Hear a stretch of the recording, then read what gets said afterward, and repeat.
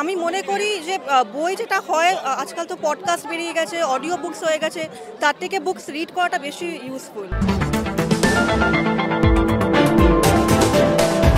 অসুস্থ অবস্থায় আছে তার প্রমাণ হচ্ছে বাংলাদেশ এখানে বুক স্টল পর্যন্ত খুলতে পারলো না।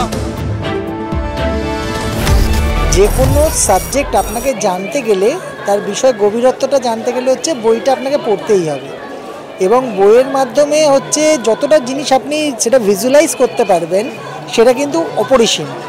তো বইয়ের অবদান ছিল, আছে এবং থাকে।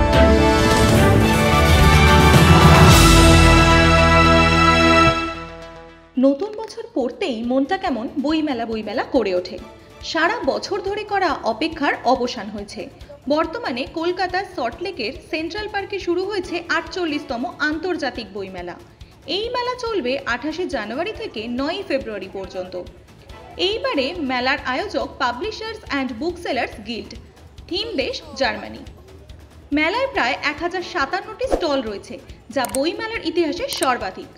তবে ১৯৯৬ সাল থেকে নিয়মিত অংশগ্রহণকারী বাংলাদেশ দুই দেশের টানাপোড়েনে এবার আর তাদের স্টল দেয়নি।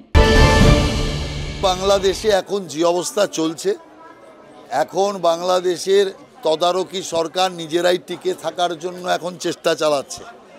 এতদিন তো হাসিনা দেবীর বিরুদ্ধে আন্দোলন চালাচ্ছিল, এখন তো লোকেরা তদারকি সরকারের বিরুদ্ধে আন্দোলন চালাচ্ছে। ধীরে ধীরে জনমত সংগঠিত হচ্ছে, লোকেরা বলছে হাসিনা সরকারই ভালো ছিল।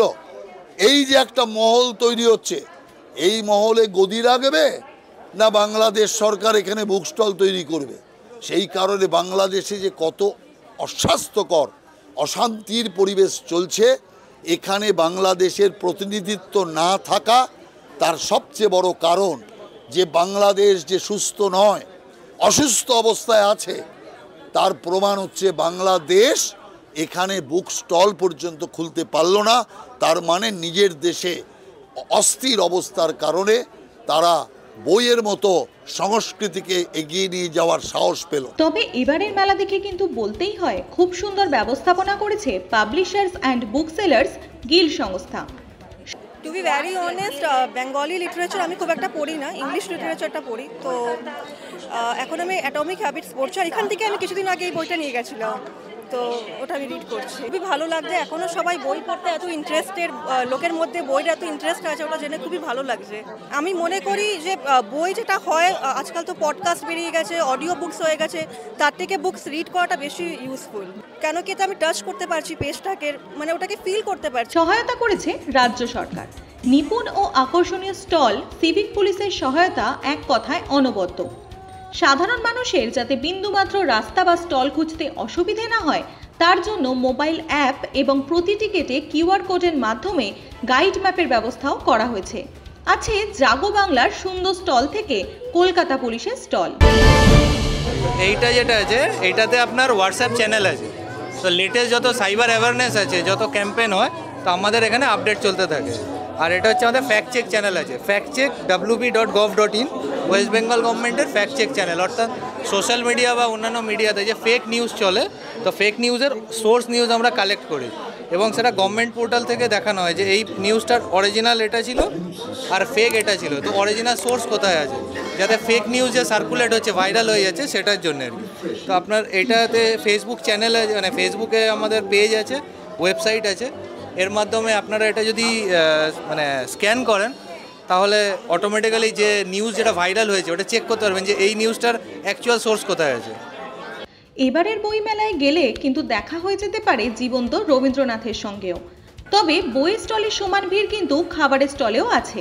বই কিনতে কিনতে হাঁফিয়ে গেলে টুক করে পেট ভরিয়ে নিয়ে আবার বইয়ের সমুদ্রে ডুব দিচ্ছে সাধারণ মানুষ। বর্তমানের ব্যস্ত জীবন, সোশ্যাল মিডিয়ার ধুম আর পকেট এফএম এর মতো অডিও বুক প্ল্যাটফর্ম কি কোথাও গিয়ে কমিয়ে দিচ্ছে বই কেনাকে? অনেকটাই। আসলে আমাদের দিনে দিনে মোবাইল যেভাবে আমাদেরকে ধরে রাখছে না, ওটা থেকে বেরোতে গেলে বইয়ের হেল্প লাগবেই। সো বই যদি না পড়া আমরা শেখাতে পারি নেক্সট জেনারেশনকে, তাহলে খুব বড় লস হতে পারে। এখনের যে ভিড়টা না, খুব মুশকিলের ভিড় একটা, মানে বলা খুব মুশকিল যে কি প্রেফার করব, বাট হয়তো সেই সময় ইজিলি হয়তো গান শুনেই কাটিয়ে দিতে পারবো। মেবি, কিন্তু বই পড়ার জন্য একটা পরিবেশ দরকার, সেটা হয়তো বাস নয়। বইয়ের গুরুত্ব আজীবন থাকবে, এটা কোনো আলাদা কিছু নয়। তবে এটা সত্যি কথাই আগেকার দিনে যেটা ছিল বইয়ের উপর একদম পুরোপুরি নির্ভরশীল হয়ে থাকতে হতো, কিন্তু সেক্ষেত্রে এখন বইয়ের অধিকাংশ কিন্তু আমরা ইন্টারনেটে পেয়ে যাই। সেটা ইন্টারনেটের মাধ্যমে পাচ্ছি, এখন হাতে পাওয়ার তো অবশ্যই একটা আলাদা মজা। যে কোনো সাবজেক্ট আপনাকে জানতে গেলে, তার বিষয় গভীরত্বটা জানতে গেলে হচ্ছে বইটা আপনাকে পড়তেই হবে। এবং বইয়ের মাধ্যমে হচ্ছে যতটা জিনিস আপনি সেটা ভিজুয়ালাইজ করতে পারবেন, সেটা কিন্তু অপরিসীম। তো বইয়ের অবদান ছিল, আছে এবং থাকবে। কিন্তু এখন আমি বরাবরই বুক লাভার, সো ওইটা চলে নিশ্চয়ই, মানে সবসময় চলতে ফিরতে একটু শোনা হয়, কিন্তু তাও বইয়ের একটা আলাদাই ভালোবাসা আছে। তবে বই স্টলের ভিড় কিন্তু সেই কথা বলছে না।